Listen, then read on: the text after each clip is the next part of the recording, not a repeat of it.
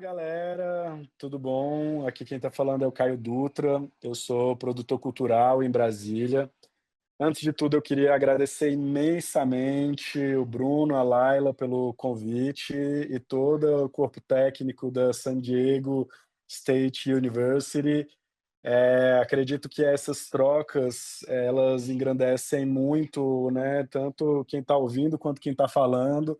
E é um momento que a gente tem de colaborar um pouco, né, com esse intercâmbio de ideias, de informação e buscar as soluções que vocês estão, né, trazendo por aí, estão pensando, estão articulando por aí, as soluções que a gente encontra por aqui, esse momento da gente fazer essa troca para trazer mais resultado, né, para solucionar de fato os problemas que a gente tem vivido ultimamente, né, os nossos problemas contemporâneos, principalmente no que tange o clima, né, no que tange a preservação dos biomas. Então, parabenizar vocês por essa iniciativa.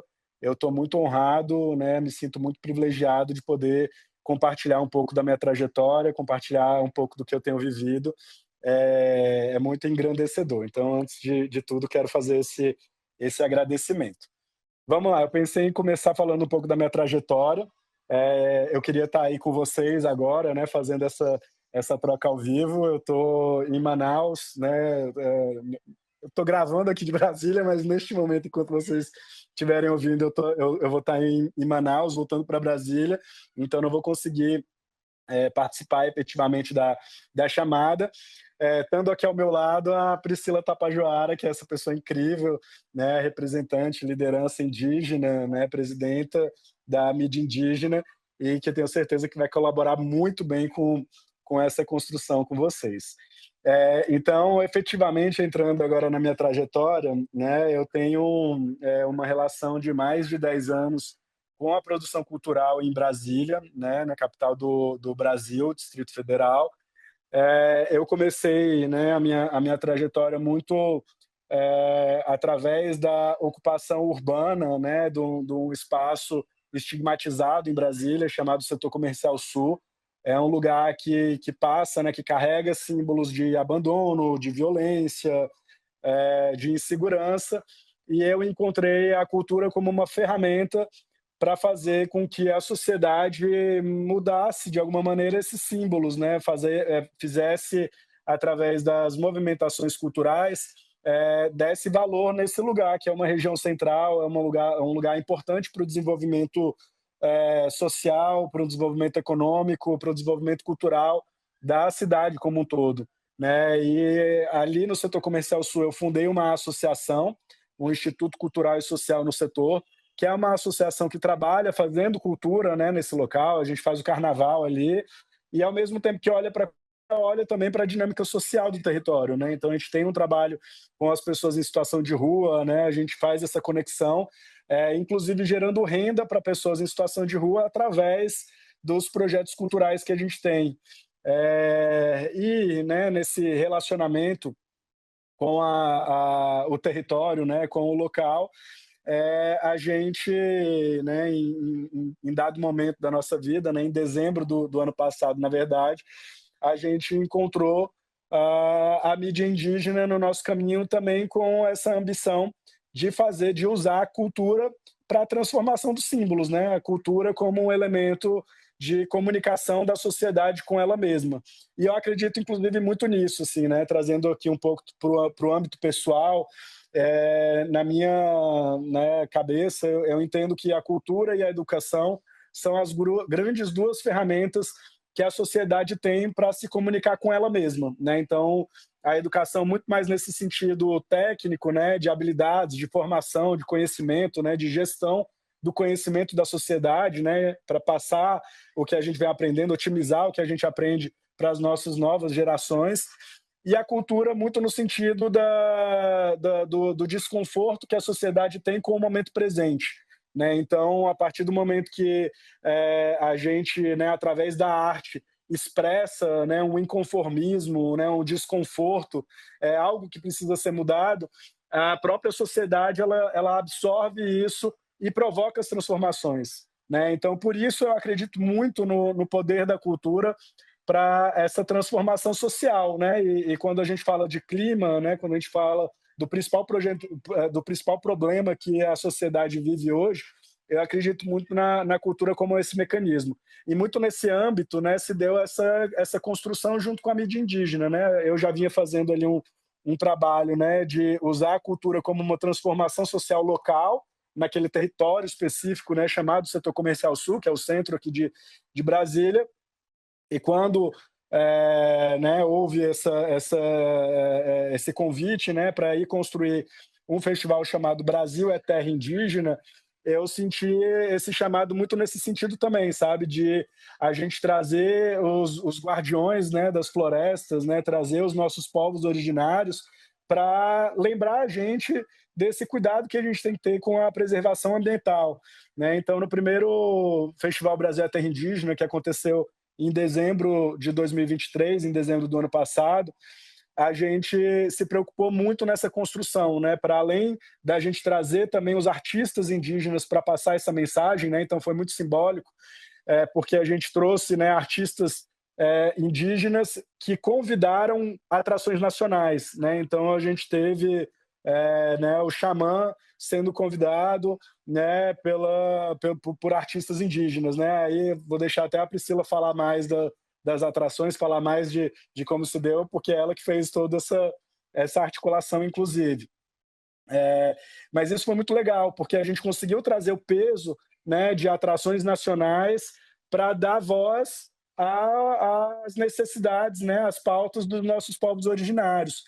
Ainda no Brasil é Terra Indígena, a gente construiu um espaço chamado Ancestralidade e Tecnologia, né, e Inovação. Muito nesse sentido também de usar um espaço em que a gente respeita as nossas raízes, respeita a nossa memória, respeita a nossa ancestralidade e faz uso das tecnologias, né, da inovação, para potencializar essa mensagem, para fazer com que a mensagem chegue em outras pessoas, né? Então, nesse espaço, a gente teve, né, o uso da realidade virtual para colocar o público, né, imerso dentro das comunidades originárias, das florestas. A gente teve uma série de painéis e debates e rodas de conversas com ministros de Estado, com lideranças indígenas, com lideranças de empresas de tecnologia, né, como a própria Meta, né, que teve uma participação lá também. E ainda dentro da entrega do Festival Brasil é Terra Indígena, a gente fez a construção da Feira de Arte Indígena, né? Então a gente teve mais de 50 expositores, né, de arte indígena de diferentes regiões do Brasil que trouxeram, né, a sua produção artesanal para ser divulgada e comercializada nesse espaço. E aí, né, a própria feira de arte indígena é um xodó muito grande nosso, porque é um momento que a gente tem para essa arte, né, produzida nesses territórios chegarem em diferentes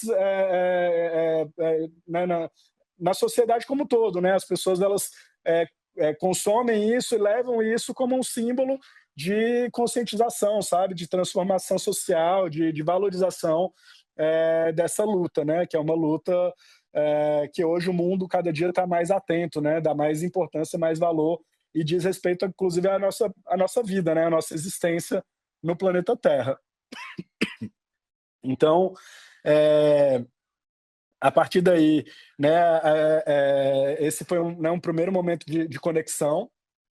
Ao longo do ano, a gente fez uma série de atividades, né, uma série de entregas. Então, em abril desse ano, o Ministério dos Povos Indígenas convidou a gente para fazer uma entrega em Belém, né? A gente fez uma entrega para o governo do estado do Pará, que foi a Semana dos Povos Indígenas, né? A gente entregou essa Semana dos Povos Indígenas com o mote Pará é território indígena, com esse mesmo sentimento, né, de através da arte, através da cultura, levar essas mensagens.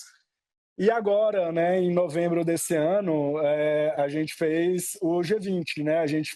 O Brasil, né, foi o país que presidiu o G20 e pela primeira vez na história foi criado o G20 Social, que foi uma entrega que antecedeu ao G20 fazendo com que a comunidade, né, a organização da sociedade civil participasse dos debates, participasse dos painéis para entregar às lideranças do G20 um consolidado do que é a necessidade, do que é levantado pela sociedade civil como um todo. E o Ministério dos Povos Indígenas, novamente, fez esse convite para a gente pensar, né, em estruturar uma entrega dentro do G20 Social. A gente criou uma feira de arte indígena com 30 expositores indígenas e fez uma ativação, né, uma instalação para o Ministério dos Povos Indígenas, que consistia num barracão, né? A gente criou um barracão com 3 corredores, né? Dentro desse espaço, né? Então era como se fosse uma sala, uma grande sala, e a gente tinha 3 corredores ali. O primeiro corredor era, né? Aí todas as paredes, né? Dessa sala eram revestidas com LED, com painéis de LED, e né, as pessoas entravam no primeiro corredor, onde a gente trazia muito as mensagens de devastação, né, de como a devastação tem ocorrido nos últimos anos, através do garimpo, né, das madeireiras, da extração ilegal, né, de madeira, enfim, nos territórios, trazendo números, né, informações relevantes com relação a esse aspecto. Um segundo corredor, a gente trabalhou muito com a importância do Ministério ter sido criado, né? Como que o Ministério tem auxiliado muito na demarcação das terras indígenas, como que o Ministério tem atuado na fiscalização, né, desses garimpos ilegais, né, dessa ação ilegal, e como isso, né, o resultado que isso tem trazido de preservação do meio ambiente como um todo, né, dos biomas brasileiros. E num terceiro momento, né, num terceiro corredor ali, numa terceira fase, a gente trazia mais essa reflexão, né, trazendo o mundo mais preservado, os biomas mais preservados, e essa reflexão de qual lugar você quer viver, né, de onde você pretende, onde você prefere estar, né. Então a gente teve várias pessoas ali, né, passando por essa experiência, né, e buscando muito a conscientização do público nesse sentido. E aí trazendo, né, a conclusão dessa construção, né, de perspectiva, né, de cenários, eu entendo, né, a cultura como um elemento primordial para que a gente consiga conscientizar as pessoas do momento que a gente vive, sabe? Eu acho que a gente vive numa era de desinformação muito grande, né, em que a gente tem as redes sociais como uma potência muito grande para informar, mas também para desinformar as pessoas. Então, a cultura ela cumpre esse papel de ser um lugar de referência para que as pessoas, de fato, absorvam as informações que são reais, que a gente está vivendo, que são fatos, né? E a emergência climática hoje é algo que a gente precisa, né, se sensibilizar como um todo para efetivamente a gente frear um pouco desse modelo industrial que foi criado, né, nas décadas passadas, e entender que se a gente não mudar a maneira como a gente consome, a maneira como a gente vive, a gente está acabando com a vida das próximas gerações, né? Então, eu reforço a mensagem que já deve ter passado, né, por vários outros painelistas, né, por várias outras pessoas que tiveram aqui nesse lugar de fala, né, e levantaram, né, acredito que essa mesma mensagem também de um cuidado que a gente tem que ter, né, com nós mesmos, né, com a vida humana, mas para além da vida humana, a vida, né, do planeta como um todo, e trazendo isso, assim, sabe? Eu acho que é muito importante a gente levar essa consciência através da representatividade, né? Então, quando né, a Laila e o Bruno me convidaram para estar aqui nesse espaço, né, desde o início eu falei, olha, eu quero estar, mas eu quero que venha uma pessoa aqui comigo que tenha esse lugar, sabe, que é importante que a pessoa que vive isso com mais propriedade esteja falando, né? E eu digo isso para a gente ter cuidado como um todo, né, de nas produções culturais que a gente fizer, vamos trazer o artista indígena para ele passar a mensagem dele, sabe? A gente vai fazer uma exposição de arte do clima, vamos trazer quem está vivendo isso no dia a dia, quem de fato se preocupa, né, tá ali na ponta, fazendo por onde, vivendo essa realidade da preservação, para estar expondo aqui, para estar trazendo a sua mensagem, né? Então eu acho que é esse muito o papel da cultura, sabe? É de colocar o artista para se expressar, e o artista que vive a causa dele na pele é o artista que melhor sabe se colocar, que melhor sabe mandar aquela mensagem. Então é isso, eu espero ter contribuído, né? Novamente queria estar aqui com vocês, queria estar presente, né, ao vivo, trocando. Infelizmente não consegui estar, mas a Priscila está aí para mandar melhor essa mensagem e esse contato. Muitíssimo obrigado e contem comigo. Primeiramente, eu sei que a Laila introduziu sobre mim, minha cabeça está pensando em inglês. Eu queria falar um pouco mais sobre o que eu faço antes de começar, porque eu acho que muito do que eu faço da minha caminhada diz muito sobre mim, mas sobre o meu movimento que eu estou fazendo, né? Então, desde 2013 eu comecei a atuar com fotografia, só que antes eu já atuava dentro dos movimentos sociais na minha cidade, no movimento Tapajós Vivo, que é um movimento contra as barragens, porque nessa época do ano de 2014, 2015, tanto a região do Rio Tapajós, para vocês entenderem, a minha cidade fica em Santarém, no Pará, na Amazônia, no norte do Brasil. É, e aí eu comecei a participar do movimento, porque na minha cidade, Santarém, tem um porto, é o Porto da Cagil, que é uma empresa norte-americana de exportação de soja e de grãos. Aqui em Santarém, no ano 2000, ela construiu um porto em cima de um sítio arqueológico, porque a cidade de Santarém é uma das cidades mais antigas. Antropologicamente, ela é datada nos seus sítios de terra pretas, com vestígios arqueológicos encontrados na cidade. Ela tem 7.000 anos. Então, nessa região onde foi construído esse porto, era uma região muito sagrado para os nossos antepassados, né? Como o meu avô, ele fala muito que era uma região muito rica também de biodiversidade, era uma região muito rica de pescado. E aqui na nossa região, uma das coisas que mais movimenta a questão financeira a população tradicional é a pescaria, né? E a gente aqui na nossa região, tanto indígena, ribeirinho, quilombolas, e como as pessoas da cidade também, tem uma relação muito forte com o rio, né? A gente essa construção da nossa vida é muito baseada no rio.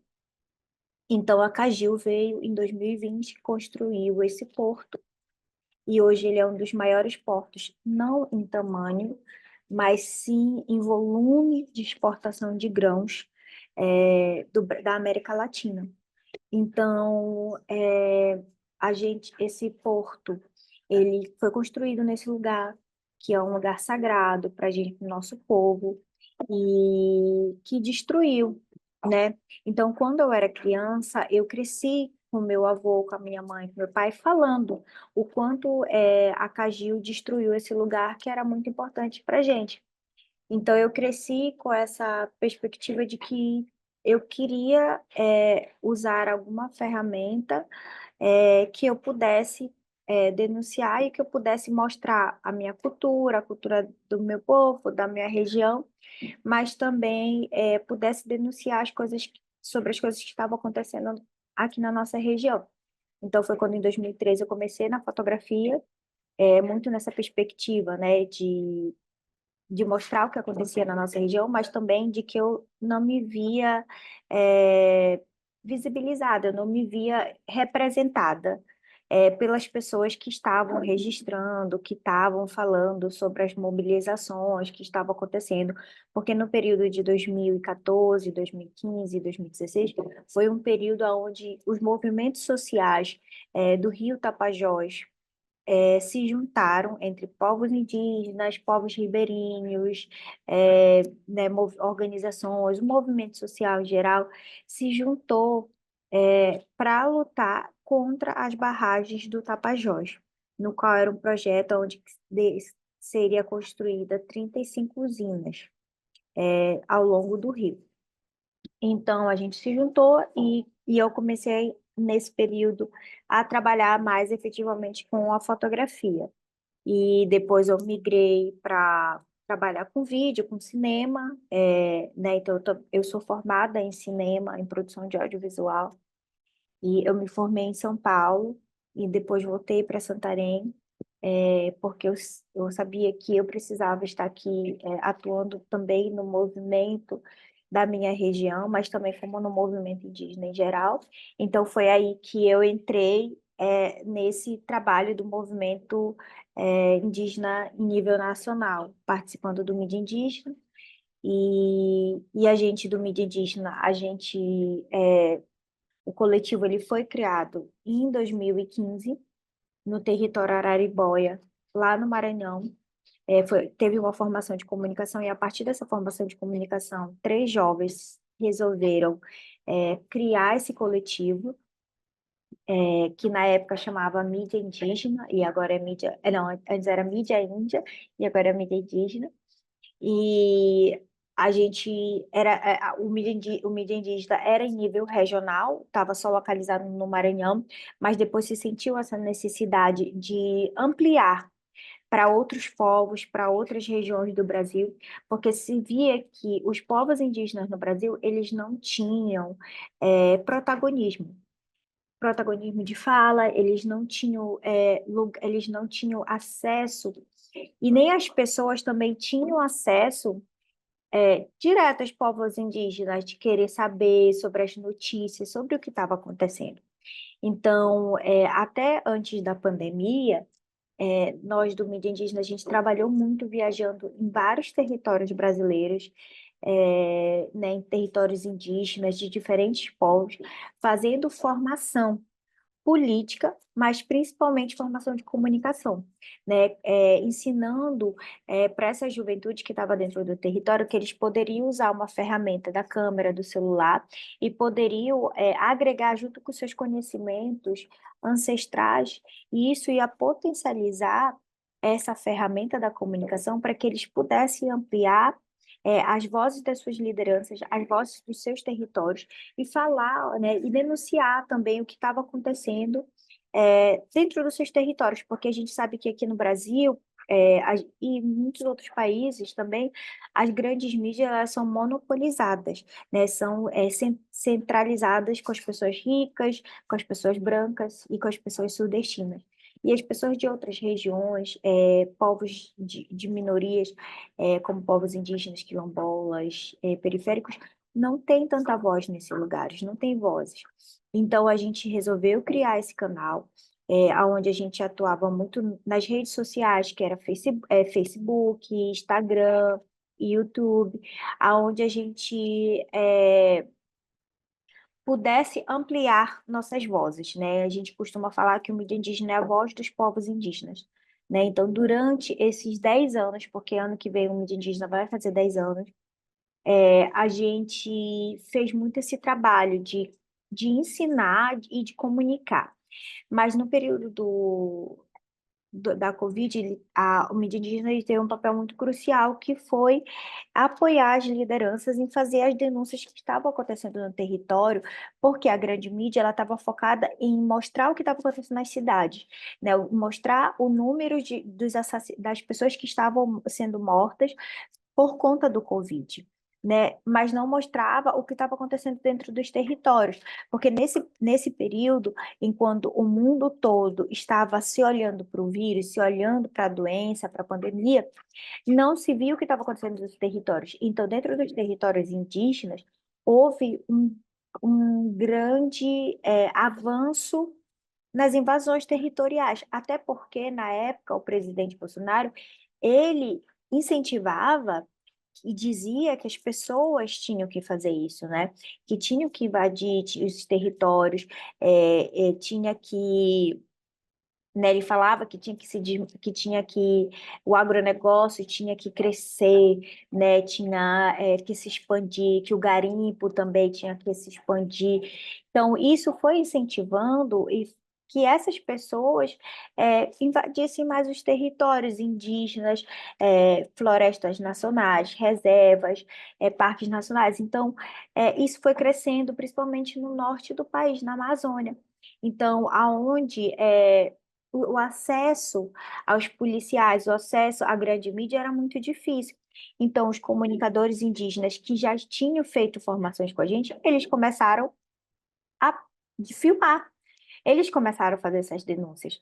Então, isso foi muito importante e impactante para o movimento indígena, porque foi através desses jovens comunicadores aonde o Brasil começou a olhar mais para o movimento indígena e entender que essas invasões que estavam acontecendo eram reais e gravíssimas, e que os povos indígenas no Brasil realmente precisavam de apoio, de ajuda, né, para tentar barrar isso, porque a gente sabe que se a floresta morrer, não é só os povos indígenas ou os povos tradicionais, como ribeirinhos e quilombolas, povos que vivem dentro da floresta, que vão sofrer as consequências. Não, a gente vai sofrer consequência direta. A gente que vive na Amazônia, a gente sofre consequência direta, como a gente já está sofrendo hoje aqui na minha cidade.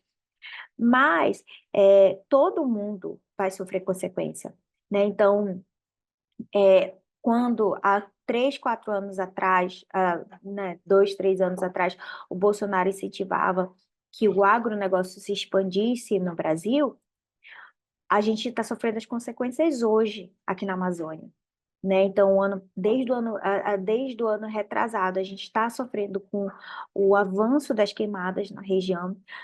Cada ano que passa, as nossas regiões estão mais quentes. As florestas, elas não estão tão úmidas como elas deveriam ser. Então, elas não podem ser umas barreiras naturais contra o fogo, mais como era antigamente. Não é mais. Então, as pessoas estão tacando fogo e o que muito das pessoas dizem é que quem está tacando fogo são os povos indígenas, os produtores, campesinos, né, os quilombolas, porque a gente faz as nossas roças nesse período, mas na verdade não é esse fogo que está destruindo a Amazônia. Não é essa você cortar um pouco da floresta e fazer esse manejo florestal, porque a gente faz esse manejo, a gente tira uma parte, faz a roça para nossa alimentação, mas a gente está plantando árvore também. Então, não é através disso que está destruindo a floresta, é o agronegócio. O que está destruindo a Amazônia é o agronegócio. Então, aqui no Brasil, a gente tem vários projetos de expansão do agronegócio.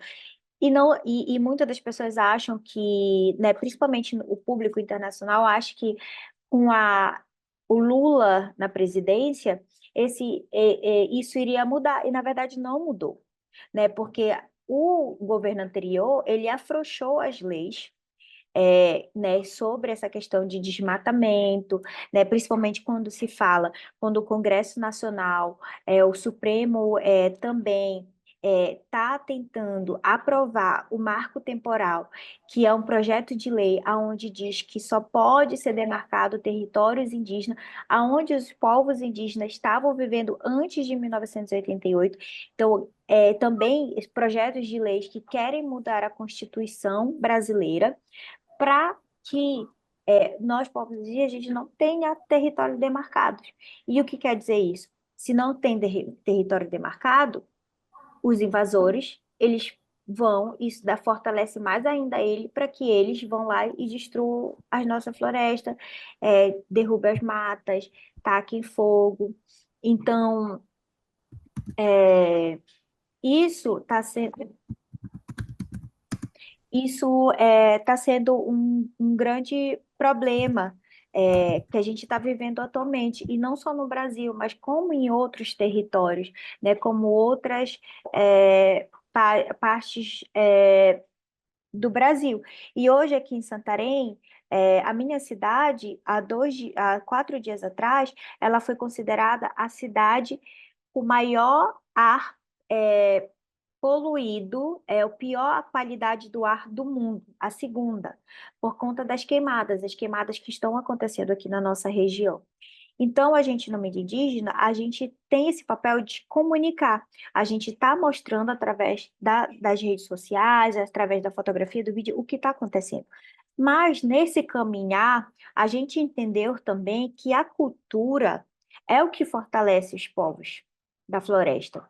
E que a gente precisava também fazer com que as pessoas conhecessem esse lado cultural dos povos indígenas, né? Então, foi por isso que a gente criou, a gente idealizou o Festival Brasil é Território Indígena, porque a gente queria levar, através da nossa arte ancestral, mas também contemporânea, para a população em geral, o que estava acontecendo dentro dos nossos territórios, né?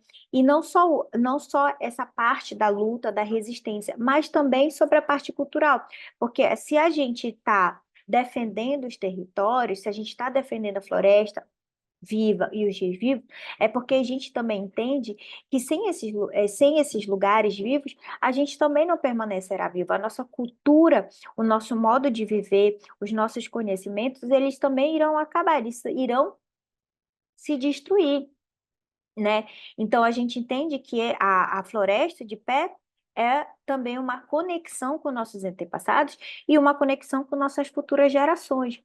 Então, quando a gente canta, quando a gente dança, quando a gente faz o nosso artesanato, a gente tá também é uma forma de resistência. Então, o festival ele nasceu com isso.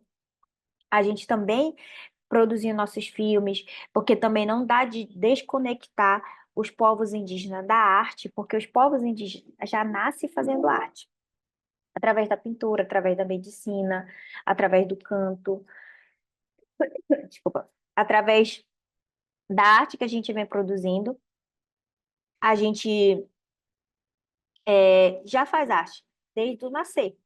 Então, a gente só junta hoje com esses conhecimentos contemporâneos, né, com as ferramentas atuais, que é a câmera, que também é a política, que é a fala, que o nosso modo de guerra que a gente fala hoje, as nossas ferramentas de luta, são diferentes dos nossos antepassados. Então, a gente também quer, como a gente costuma falar, né, reflorestar mentes. O que seria isso? É através da nossa arte, é através da nossa fala, é a gente tocar as pessoas, a gente tocar o coração das pessoas para que elas possam estar com a gente na luta, para que elas possam se unir com nós outros e estar fortalecendo a luta dos povos indígenas, dos povos da Amazônia, né? E entendendo que também a gente mostrar a nossa cultura, isso é uma forma de resistência, isso é uma forma de estar lutando em defesa da vida.